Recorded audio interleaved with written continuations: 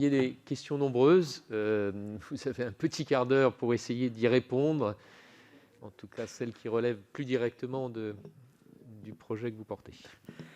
Merci, Monsieur le Président. Je dirais d'abord en introduction et sans rallonger mon propos que dans l'ensemble des questions posées et même des doutes, voire des critiques un peu voilées que j'ai entendues, je ne peux m'empêcher de lire une très grande justification du projet.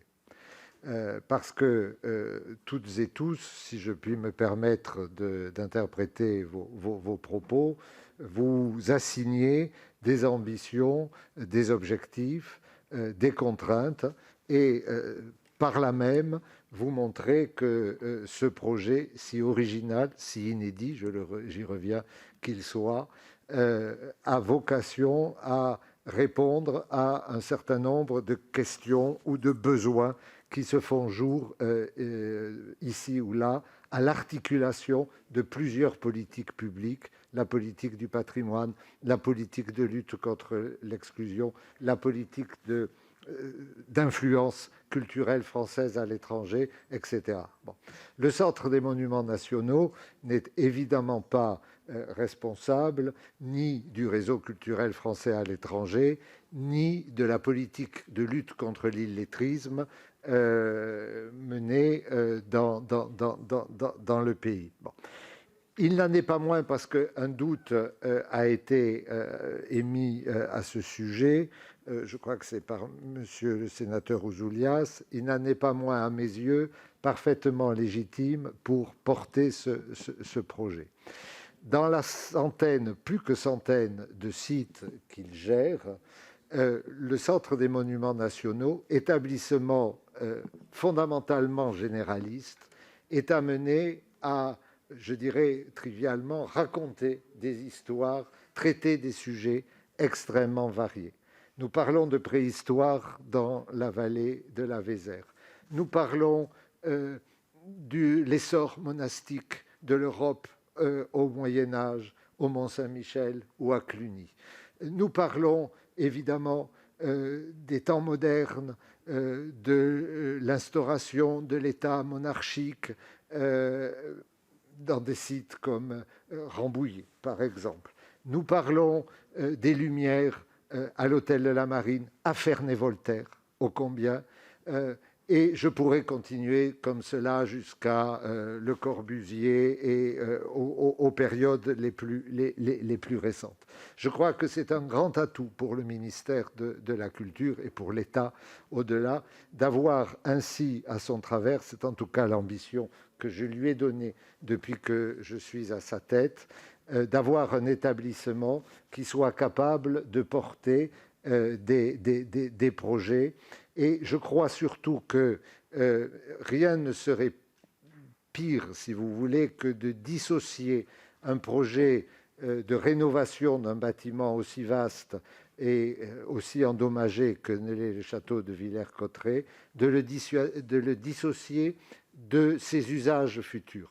Ce qui est absolument extraordinaire dans cette opération, c'est que bien sûr nous restaurons, nous sauvons ce qui peut l'être, et en même temps nous le faisons en fonction du projet qui sera accueilli dans ces murs.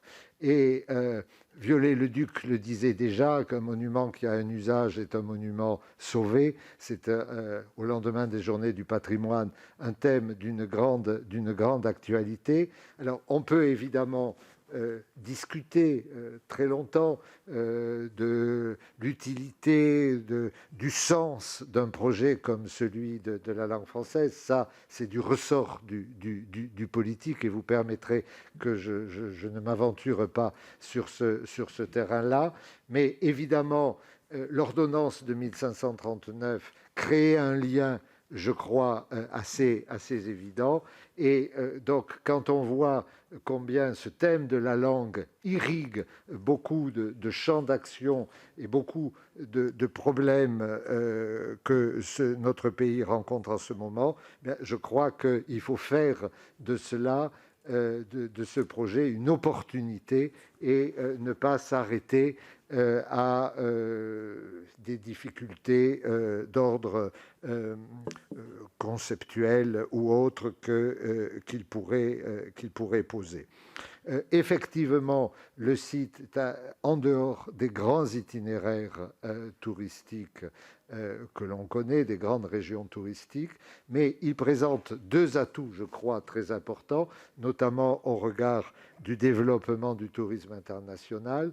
Le premier atout, c'est la proximité avec l'aéroport Charles de Gaulle, qui est quand même à 70 km, donc à partir duquel, évidemment, tous les partenaires internationaux du projet pourront facilement gagner Villers-Cotterêts.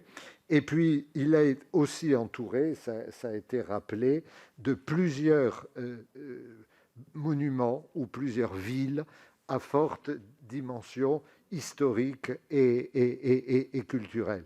Et donc, il peut s'insérer et, je crois, contribuer à créer dans l'Oise, dans le sud de l'Aisne, en Picardie, une destination touristique à part entière, avec effectivement Château-Thierry, ville natale de La Fontaine, alors que Villers-Cotterêts est ville natale d'Alexandre Dumas, les deux plus populaires écrivains de langue française se retrouvent dans ce territoire, La Ferté-Milon, ville natale de Jean Racine, et évidemment Pierrefonds dont on a parlé, mais aussi Chantilly, mais aussi Compiègne.